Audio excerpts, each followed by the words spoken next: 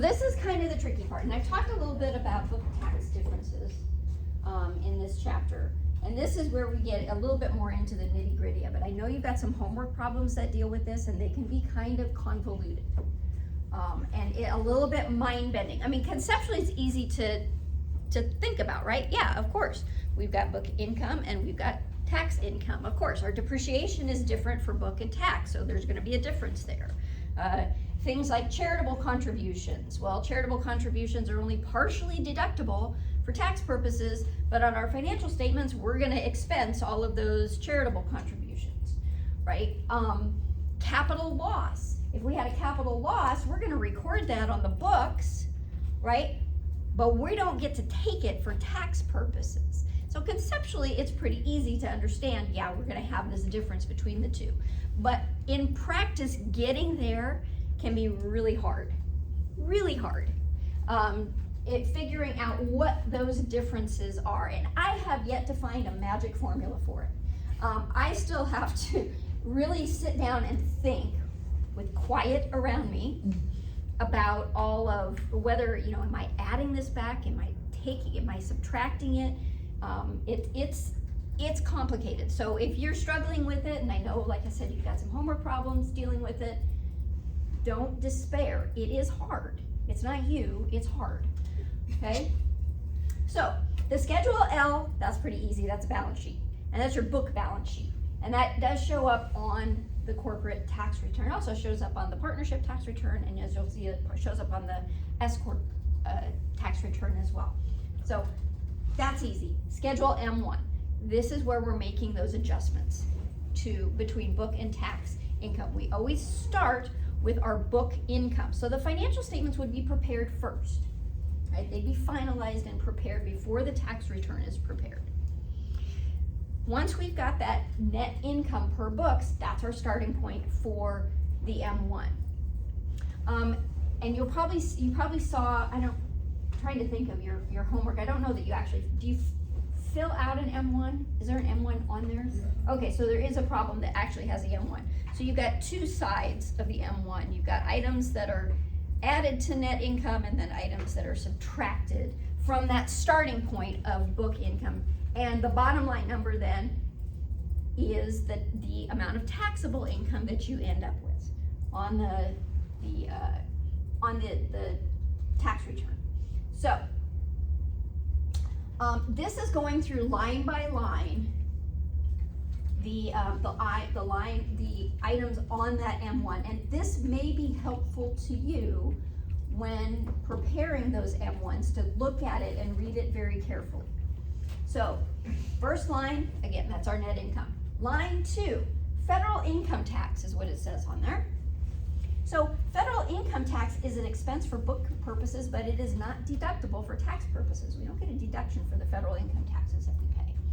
So the amount of federal income tax expense that was on the books now has to be added back because it was subtracted from the books.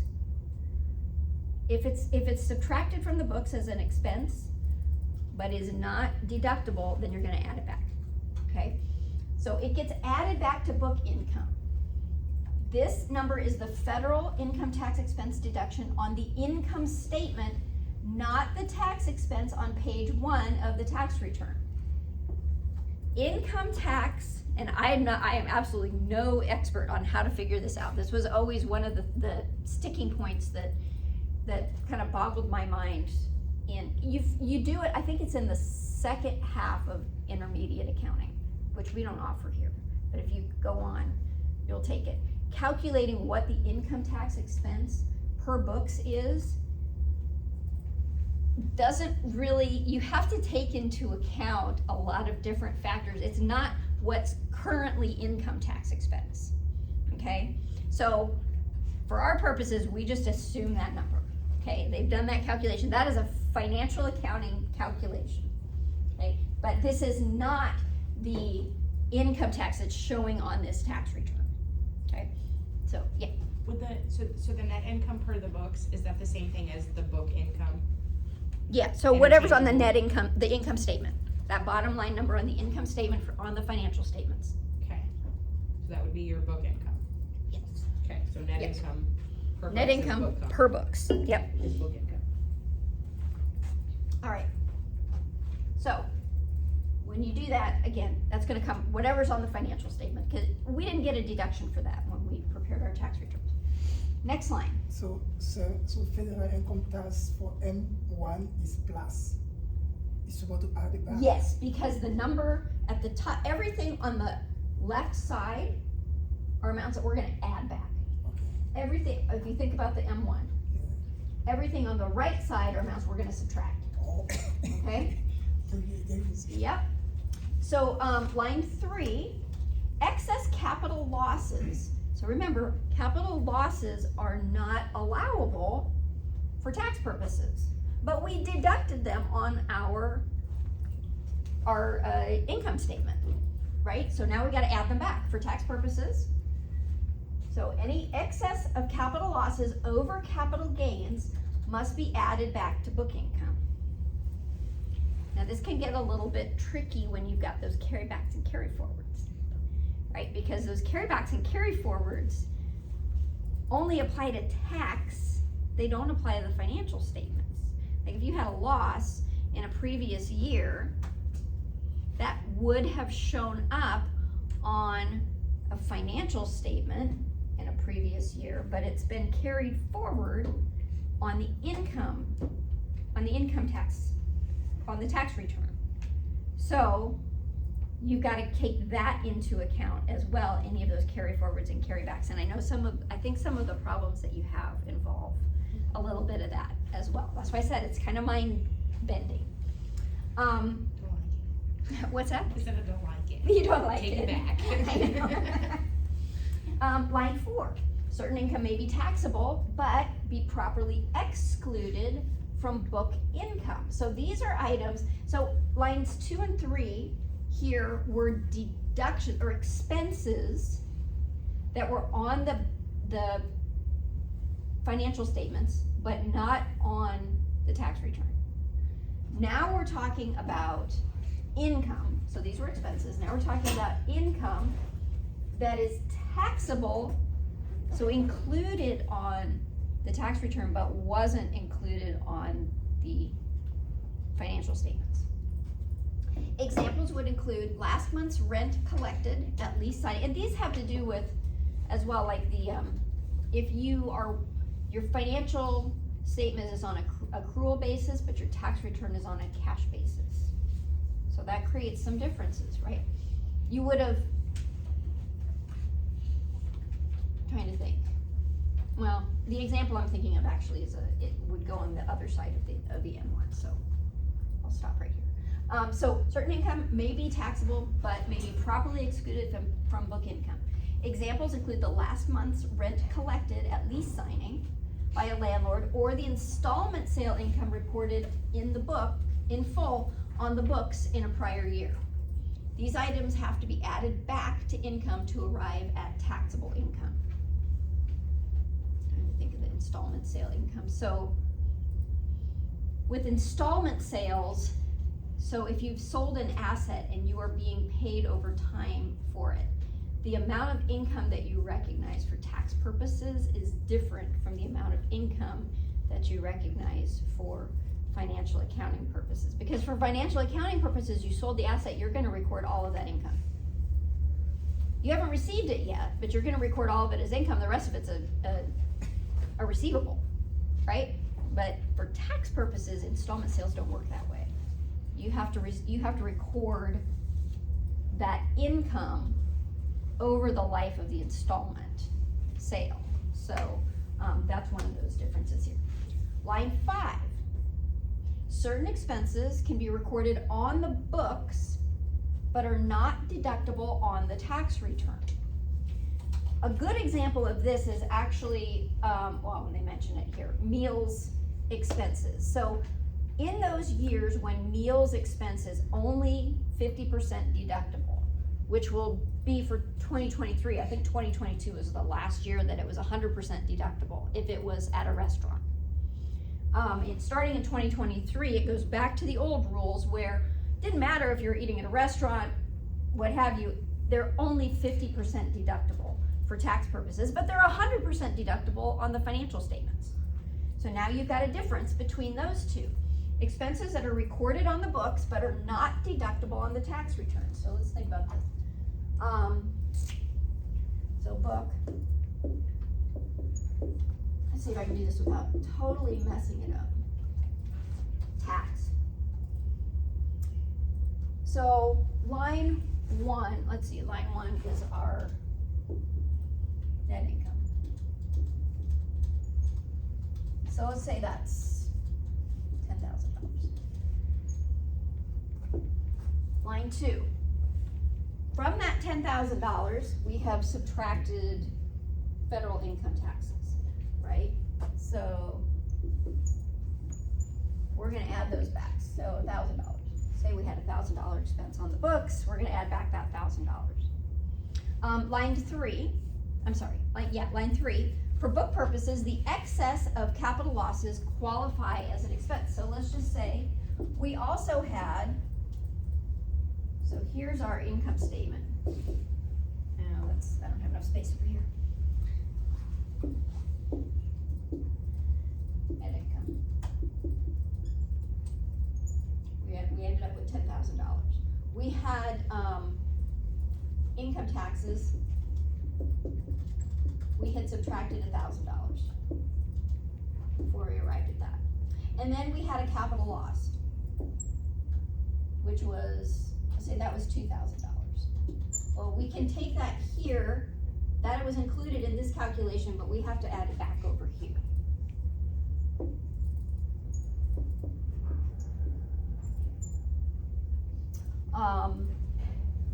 Line 4, income that is taxable but is excluded from book income. So let's say we didn't have anything on the tax return, no income on the tax return. I'm sorry, on the financial statement. It wasn't included here. Actually, I'm gonna keep this one out because you don't even have an example in it in your book. So I'm just gonna, so for 4, nothing, no adjustment. Line 5, certain expenses can be recorded on the books but are not deductible on the tax return. These items include the difference between accelerated depreciation taken on the books and straight line depreciation for taxes in the early years of an asset's life. Also, maybe you took 179 deduction on your tax return, but you're depreciating that item over its useful life, and you've got a salvage value as well on the financial statements. You're looking. Yeah, so after line 4, like at the end of line 4, it says these items must be added to book income to arrive at taxable income. So after line 4, does that make, like, if you add 2 and 3 back into 1, or 4, 3, and 2 back into 1, that becomes your taxable income?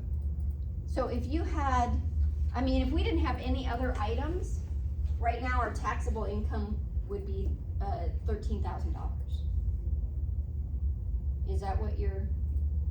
Yeah, so I'm taking that as you add basically 4, 3, and 2 back into 1, and that's your taxable. Do 5, 6, 7, and 8? Not yet? Not yet. Okay. So these are items we're gonna add back, but then we've got some subtractions as well. Oh, okay. Yeah. So depreciation differences, let's just say we had depreciation for book purposes. What I'm working backwards here to our gross income on the financial statement. We had depreciation for book purposes of $3,000, but for tax purposes, when we did our taxable, our calculations, it was actually $2,000. So in this case, I've got to add back, that's line 5. This is our difference. I've got to add back 1,000 to this, because I want to make this equal that on the financial statements. Not on the financial statements, but for purposes of balancing these two. Meals expense, what you would do, so if you had meals, let's say we have let's say they're not at a restaurant, it's 2022 and they're not at a restaurant. We took $2,000 of expenses, but we can only take $1,000 of expense for tax purposes. So that would go on 5 as well. So we're gonna add back $1,000 because it was subtracted to get to this number. Now we've gotta add it back. So that's line 5. Line 7, line 6 is, I think it's just carried over, right? So, I'm actually not gonna do this. This is, tax is gonna be down here. Line 7, some income is reported on the books, but is not reported on the tax return. Examples would include life insurance proceeds that can be excluded for taxes, but must be included for book purposes. Prepayment of the last month of rent would also be included, but on the books at the end of the lease, and interest from tax exempt bonds. So let's use the interest as an example. So we had some municipal bond interest, which is not taxable to us. So we had, and this would be part of our income, was that municipal bond, so muni interest. That was included in our income. Well, that's not taxable to us. So we're gonna subtract that over here. 1,000, sorry. This is our muni interest.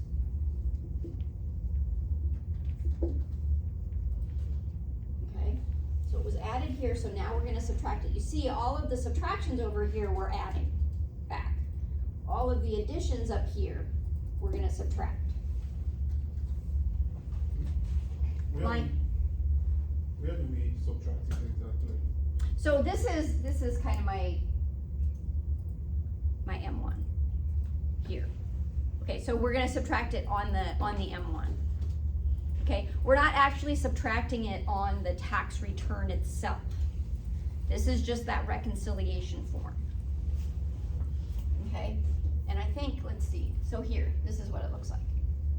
So line 6 is just the addition of all of these items. So line 6 down here would be 10, 13, 14, 15,000. Those are all our additions. Now we're gonna go over to the subtractions.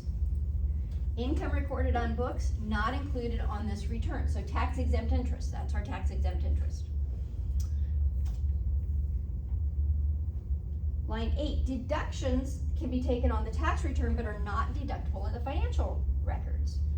Depreciation in excess of book depreciation would be an example. So the depreciation expense could be a subtraction or it could be an addition.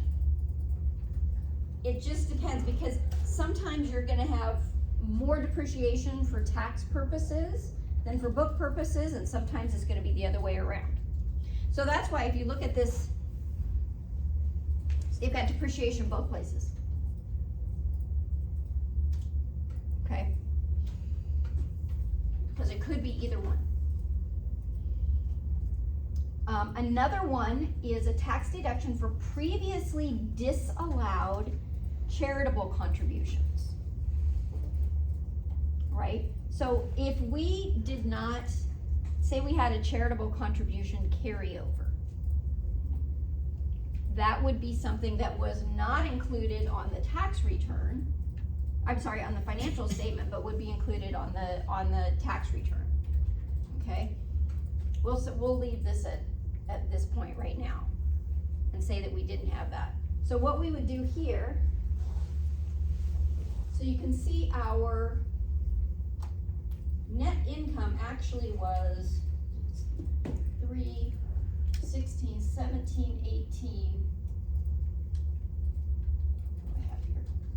That's my top line, my gross. I can't reach.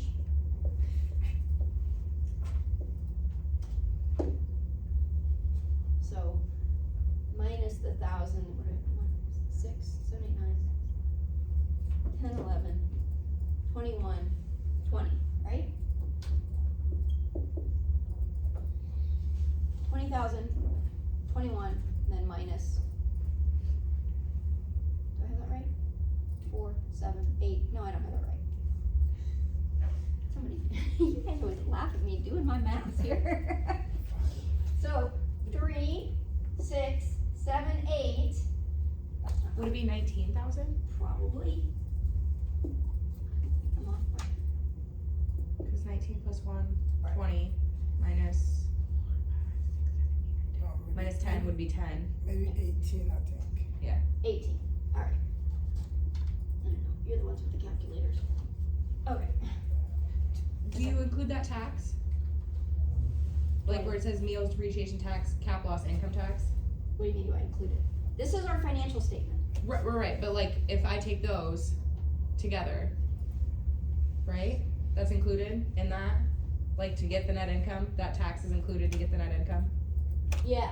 So So it would be 19,000. 19? Yeah, it's So, 19. Well, 3, 6, 7, 8, Oh, it's 7. I think it's 17. 17, yeah. Yeah. 17, yeah, 17. 17, 18, Yeah.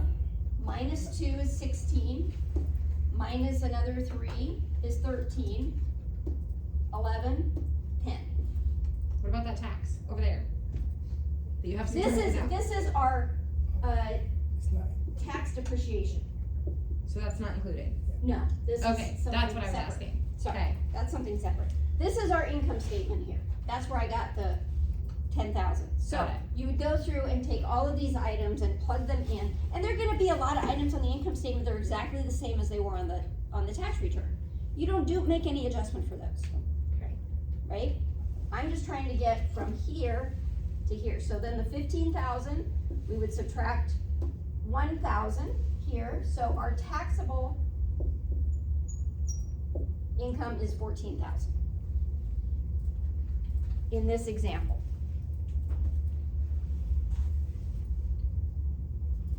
All right, so, I don't have time here.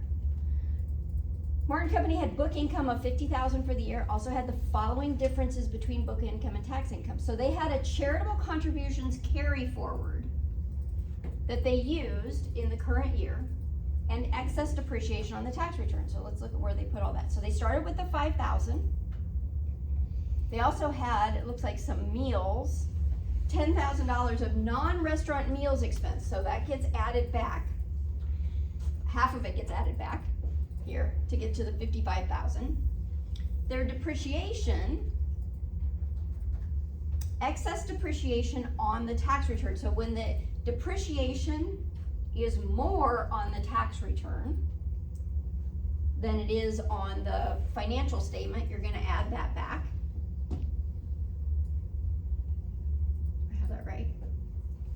Deductions on this return not charged, yes, when the depreciation on the tax return is more than it is on the books.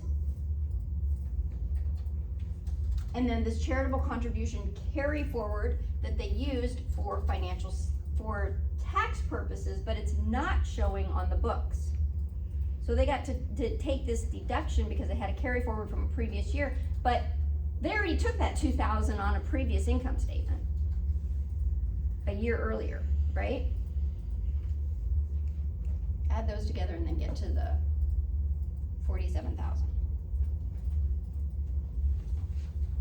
This does get tricky when you've got those carry forwards. I think that's probably the most mind-bending part.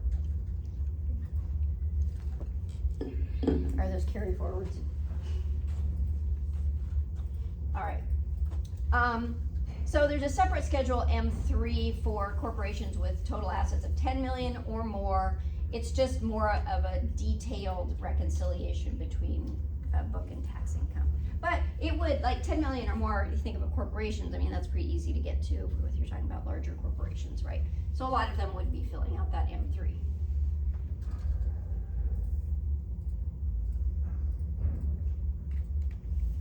Schedule L, yeah, I don't think everybody has to do it. Yeah, if a corporation's total receipts and total assets are less than 250,000, you do not have to fill out a Schedule L or an M-1. Now, I will tell you though, in my practice, partnerships and S-corps, because I only had one C-corp that I did, Even if it wasn't required, we still did it because it was helpful.